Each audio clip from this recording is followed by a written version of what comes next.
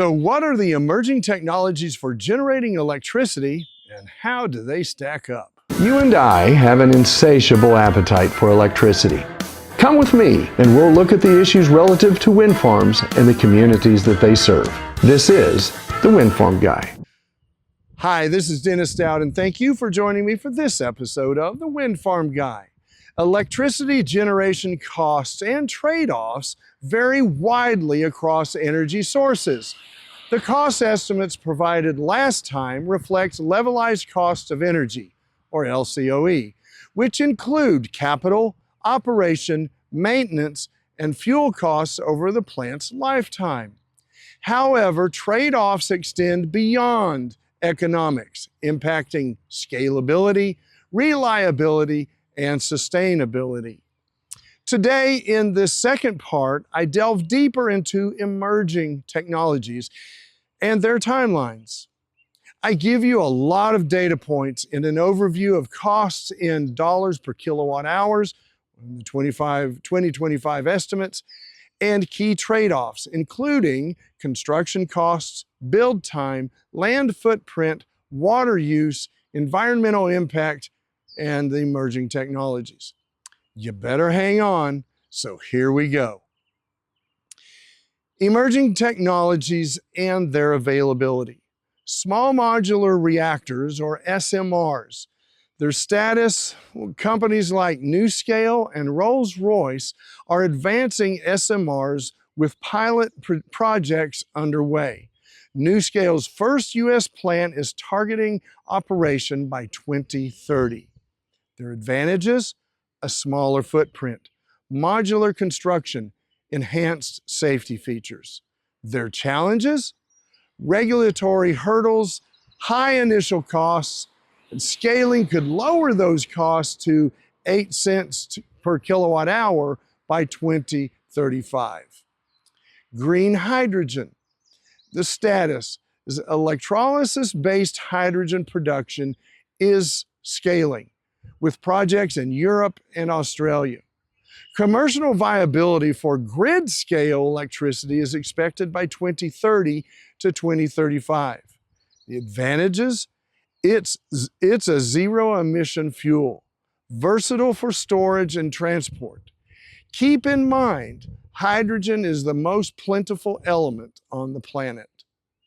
The challenges: high energy input for electrolysis, infrastructure costs. The current costs between 20 cents and 50 cents per kilowatt hour may drop with cheaper renewables and future advancements.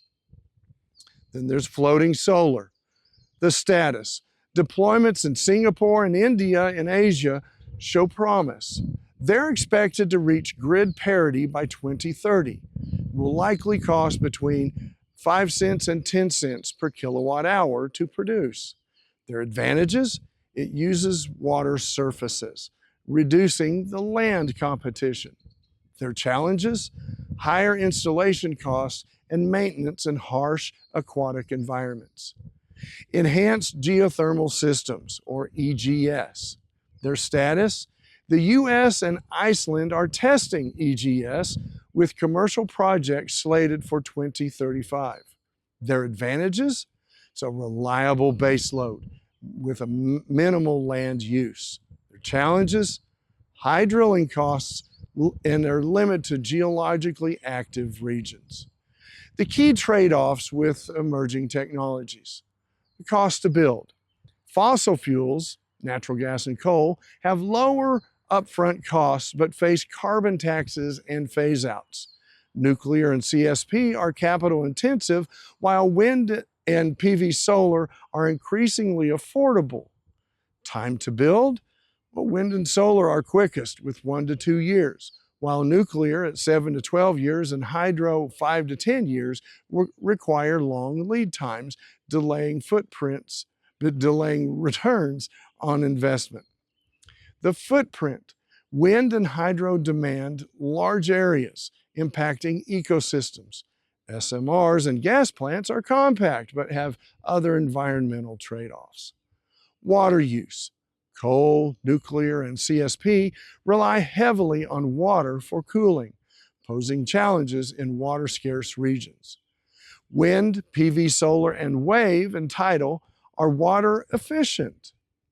Environmental impact. Fossil fuels emit CO2 and pollutants, while renewables have minimal emissions but may disrupt wildlife or require resource-intensive manufacturing, as with solar panel production. Reliability. Nuclear, hydro, and gas provide stable baseload power.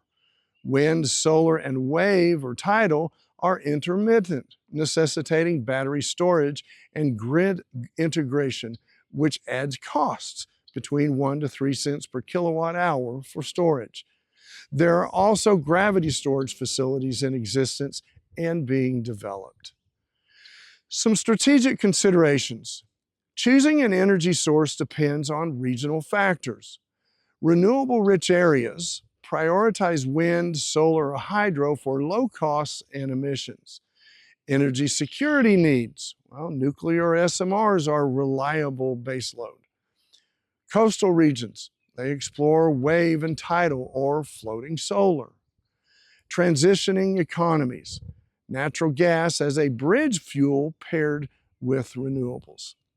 Emerging technologies like SMRs and green hydrogen could reshape the energy landscape by 2030 or 2035, which will be driven by cost declines and policy support.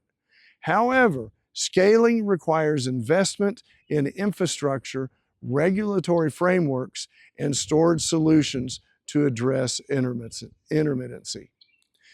There is ongoing research into benchmarking emerging energy technologies using natural language processing and system optimization, indicating academic and industry focus on improving cost and performance metrics for 2025 and beyond. This aligns with the trajectory of technologies like SMRs, green hydrogen, and floating solar, which are poised to become more and more competitive as research advances. What's the future look like?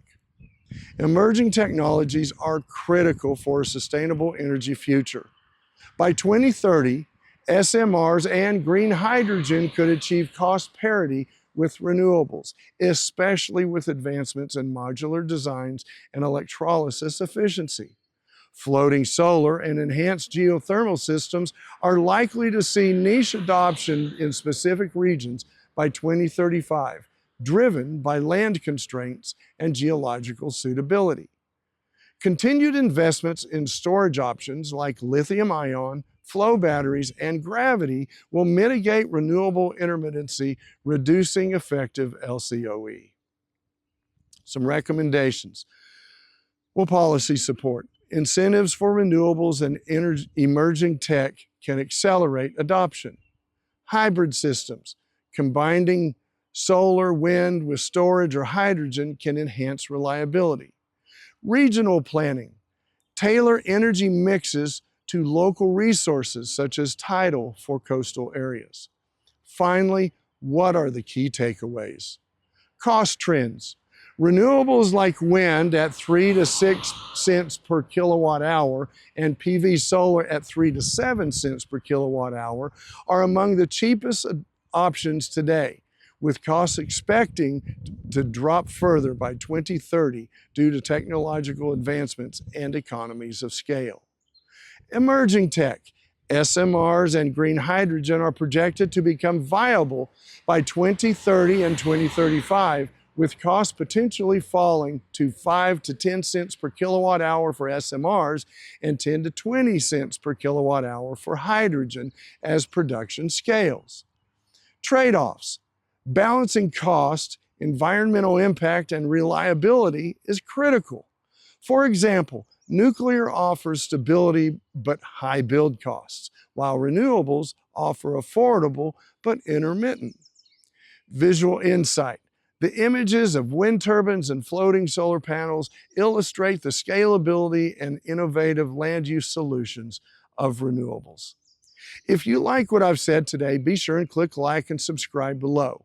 If you have thoughts or want me to address a particular topic relative to wind farms, please also leave me a comment. The energy landscape is evolving rapidly.